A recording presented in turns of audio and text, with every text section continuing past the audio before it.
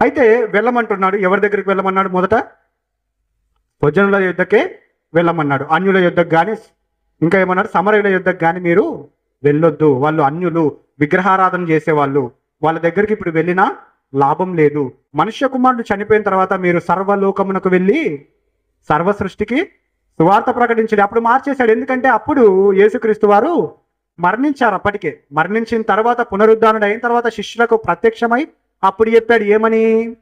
మీరు సర్వలోకమునకు వెళ్ళి సర్వ సృష్టికి సువార్తను ప్రకటించడు. ఇప్పుడు యూదుడని, గ్రీసు దేశస్థుడని, దాసుడని, స్వతంత్రుడని, అన్యుడని, ఇజ్రాయేలీయుడని, స్త్రీ అని, పురుషుడని ఏ భేదము లేదు. ఇదిగో క్రీస్తులోనికి రావాలనుకుంటే బాప్తిస్మం ఎవరు పొందినా ఇప్పుడు చెల్లుతుంది. అప్పుడు పంపించేటప్పుడు ఇంకా యేసుక్రీస్తు వారు మరణించలేదు కాబట్టి అప్పుడు చెల్లే అవకాశం లేదు అన్నందుకే అలా పంపించాడు. కాబట్టి మొదట మీరు స్వజనుల యొద్దకు వెళ్ళండి. అందుకే పౌలు కూడా చెప్తాడు, సువార్త మొదట స్వజనులకును ఆ తర్వాత అన్యులకు అందజేయబడాలి అని.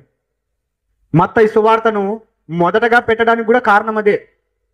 మొదట రాయబడిన సువార్త మార్కు సువార్త, కానీ మొదట ఇక్కడ చేర్చింది మాత్రం మత్తయి సువార్త, మార్కు సువార్త, లూకా, యోహాను సువార్త. ఇట్లా కదా. ఎందుకు అంటే స్వజనులకు చేర్చాలి. ఈ మత్తయి ఎవరికి రాస్తున్నాడు? యూదులకు రాస్తున్నాడు కాబట్టి ఆ పుస్తకాన్ని ముందర తెచ్చి పెట్టడం జరిగిందండి.